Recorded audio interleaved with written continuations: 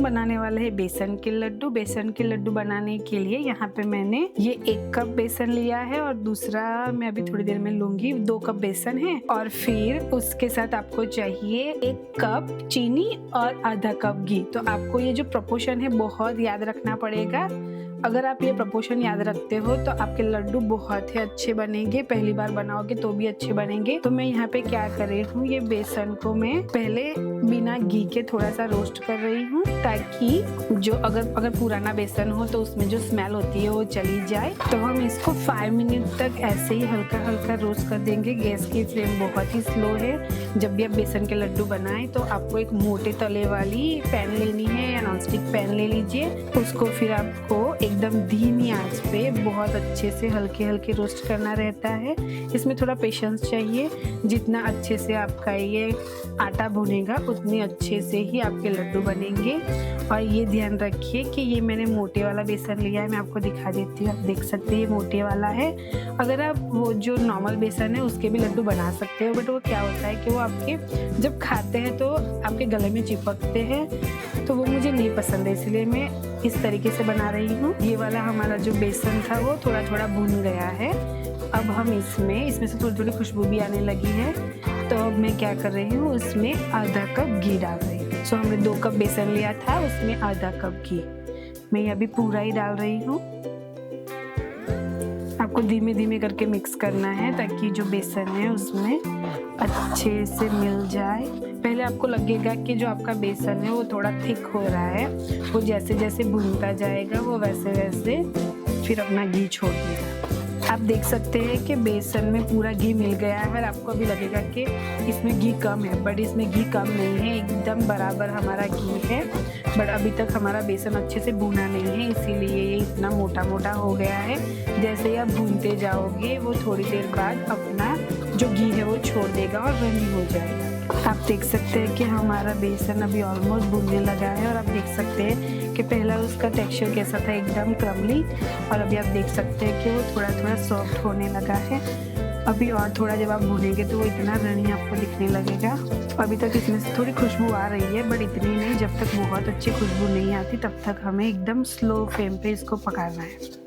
आप देख सकते हैं कि अभी इसका टेक्सचर भी थोड़ा थोड़ा बदलने लगा है। तो अभी ऑलमोस्ट हमारा बेसन भुनने को आया है। तो अभी मैं इसमें थोड़े ड्राई फ्रूट ऐड कर रही हूँ। ये बिल्कुल ऑप्शनल है, अगर आप चाहो तो डाल सकते हो, वरना वैसे भी अच्छे लगते हैं ये लाडू। तो मैं इसमें डाल रही हूँ ये आलमंड्स। 2 चम्मच मैंने आलमंड्स लिए हैं एंड 2 चम्मच मैंने ये काजू लिए हैं। अब हम इसको अच्छे से मिक्स करते हुए भून लेंगे, ताकि हमारे जो बेसन भी गर्म है और हम बेसन को और थोड़ा भूनेंगे तो ये अच्छे से इसके साथ रोस्ट हो जाएगा। हमने इसमें जो ड्राई फ्रूट ऐड किए थे तो उसकी वजह से वो भी थोड़ा जो घी पीते हैं, इसीलिए हम क्या करते हैं कि इसमें 1 चम्मच घी डालते हैं। जब हम घी डालेंगे तो आप देखोगे कि ये एकदम से सारा घी छोड़ देगा और जो हमारा बैटर है वो एकदम अच्छे से रनी हो जाएगा। बट आप घबराना मत, ये आपका घी ज़्यादा नहीं हो रहा है, वो भी थोड़ी देर में जैसे ही हम इसको भूनेंगे ये वापस सारा घी पी लेगा। अगर आप ड्राई फ्रूट नहीं डाल रहे हो तो आपको ये घी डालने की ज़रूरत नहीं है। आप देख सकते हैं कि ये टेक्सचर इसका उसने चेंज कर लिया है। ये हमारा जो बेसन है वो बड़े अच्छे से भून के रेडी हो गया है। इसमें से इतनी खुशबू अच्छी आ रही है। आप देख सकते हैं कि इसमें कितना अच्छे दाने भी दिख रहे हैं, तो ये बहुत स्मूथ भी नहीं है। अब मैंने गैस की फ्लेम बंद कर दी है और मैं इसके अंदर अब इलायची पाउडर डाल रही हूँ। ये 1 टेबलस्पून है। इसको मिक्स कर लीजिए, हिलाते जाइए और मैं इसको किसी बड़ी सी प्लेट में निकाल देती हूँ अभी, ताकि ये ठंडा हो जाए।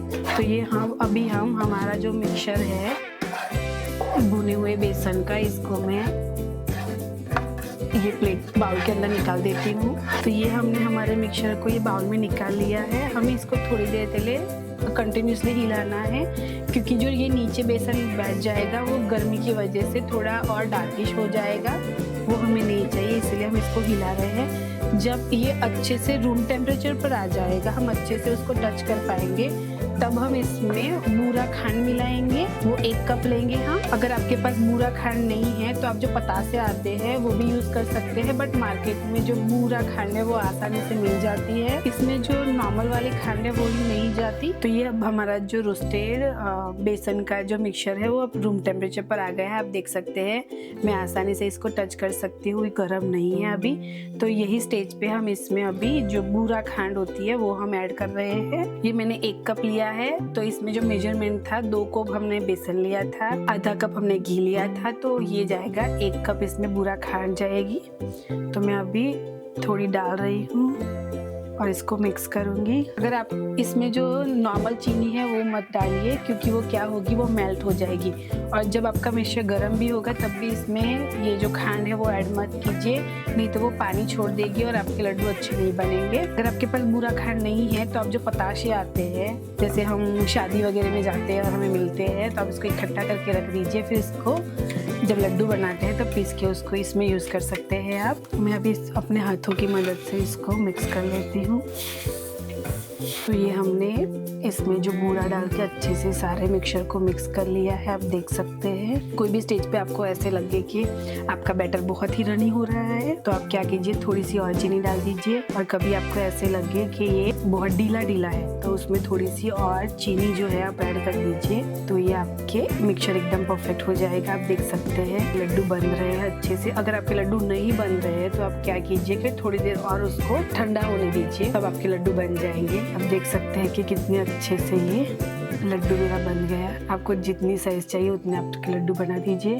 मैं इसी तरीके से अपने सारे लड्डू बना रही हूँ और साइड में रखती जाऊंगी। तो ये हमने सारे बेसन के लड्डू बना दिए। आप देख सकते हैं कि कितने अच्छे से बने हैं, अच्छे से बाइंडिंग भी हो गए हैं। अगर आप प्रॉपर मेजरमेंट को फॉलो करेंगे तो पहली बार में ही आपके बड़े अच्छे लड्डू बन जाएंगे। और ये बाहर भी आपको फ्रिज में भी स्टोर करने की ज़रूरत नहीं, बाहर भी बहुत अच्छे से ये आप 2-3 वीक तक अच्छे से खा सकते हो और टेस्ट में भी बड़े अच्छे लगते हैं। अगर आपको ये अच्छे लगते हैं तो आप हमारे चैनल को लाइक एंड सब्सक्राइब कीजिए और अपने फ्रेंड्स एंड फैमिली के साथ शेयर कीजिए।